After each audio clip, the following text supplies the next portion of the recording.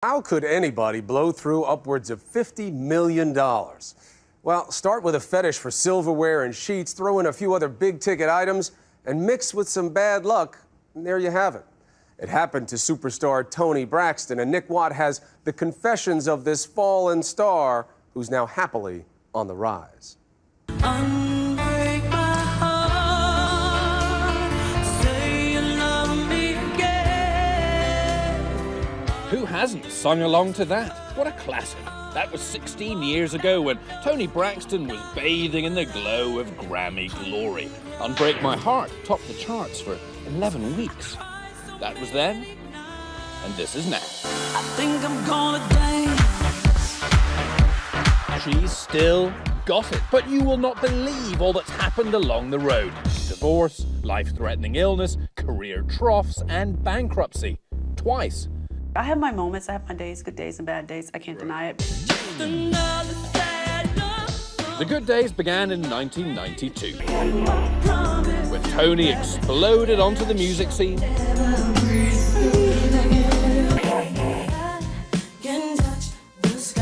garnering a host of awards. Toni Braxton. Toni Braxton. Toni Braxton. A global superstar, loving the good times while they lasted. Thank you. That was my high. Performing, that's the best feeling. The attention is what gives me joy. And then the lifestyle is incidental. The perks are lovely. I can't deny the perks. They're great. I mean, in the beginning, it's all new. Anything new, you want it all. The trouble was, while her records were selling millions, she was only taking home thousands. 170 million in sales, and you got $1,972? Is that right? Yeah, that's right. That's true. A measly $2,000, that's all Braxton says she got from her first contract. The record label took a big slice of the pie. I don't understand how that's feasible. What happens is they'll give you an advancement on the next record, and then the next record, so you kind of stay in debt in a sense. And that, says Braxton, is what brought on bankruptcy #1 back in 1998. Well, that and a serious home decor addiction, a bank-busting flatware habit. You perhaps slightly lost touch with reality. I love dishes and house things, so I kind of lost it a little bit on the houseware. Plates and Fabergé. That's and not very rock and roll, though, is it? No, it's not very rock and roll. See, I'm a boring rock star. I'm a boring one. But that kind of stuff, the girly things, oh yeah, that's what I indulged in. Really? Oh yeah, and sheets and 1,000 count, thread count, all that. That's about the weirdest. I'm a little odd, fickle. In 2000, armed with a new record deal guaranteeing her millions of dollars, Toni returned to prominence, even performing at the Super Bowl. But success was short-lived. Her next 3 albums only sold a few 100,000 copies each. There have been albums that don't sell. Those how do you deal with that? That's like that one-night stand that you don't want to talk about. You don't want anyone to know about those records that didn't do well. I have a few of those. Bad sales, so what? All right, Las Vegas! Toni took her music directly to the fans. The Vegas Review Show. And then 18 months later, a startling turn of events. The doctors told me that I would never be able to perform. They said 1 or 2 songs here and there occasionally. Braxton was diagnosed with microvascular angina, a narrowing of vessels in the heart, and later lupus, an hereditary autoimmune disease that killed her uncle. Her self-financed Vegas comeback was over. The Vegas show, I just renewed all my contracts with all my vendors. And then a month later, I got sick. Cue bankruptcy #2, with reported debts upwards of a staggering $50 million. The issue is that there was like $15,000 owed to Tiffany.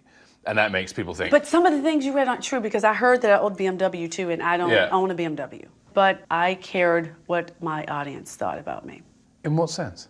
Because you're supposed to be smarter. And so I suppose it must annoy you that people like me ask you about it. No, because I get to tell my story. Depending on how you edit it. Where's the edit? I'm joking. The Grammy winner was so desperate to unbreak her bank account that she was driven to, well, nearly to nudity. There's nothing wrong with doing Playboy. I mean, the women are beautiful. I thought about it. I mean, the money must have been tempting. The money was tempting, but I'm thinking, I have kids, I have a son, I have boys. What are their friends gonna say? I saw it. Denim and Diesel's mom knockers. That's not a good thing. But before you shed tears for this diva, a reality check. When a big deal like Braxton goes bust, she doesn't wind up living in a Motel 6 and working the night shift at a diner. So don't feel too bad for her. Her sister Tracy doesn't. Is this what it means to be bankrupt? Sign me up. Did you see the size of that pool? She still lives in Bel Air. You have to see outside. That's Braxton Family Values, the reality show on WeTV that she uses to tell her side of her story. Very fortunate my bankruptcy situation worked out really great for me. Indeed it did. The federal bankruptcy court discharged most of Braxton's debt, although she says she now keeps a tighter grip on the Gucci purse strings. I have to monitor myself because I'm definitely on a budget. Now, in order to support her 2 children, Toni, like many others,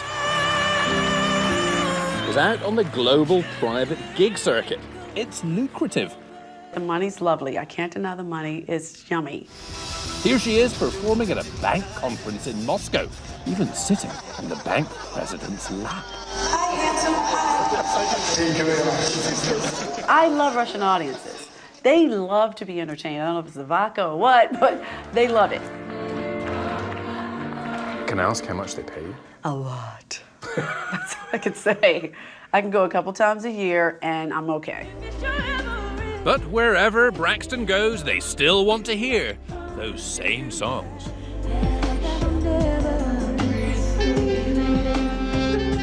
You know, you have bad days. You think, am I dated? Am I over? Do they still like me? She just turned 45 and is acting now too. Do you think you could work this up for a choir? Starring in the Lifetime movie Twist of Faith, premiering in February. Give me one more. What am I gonna do? No. And guess what? She even has a new hit. What am I gonna do? I love you. I Heart You topped the dance charts this summer. The moral of the story? With a voice like that, you'll always be able to sing your way out of a hole.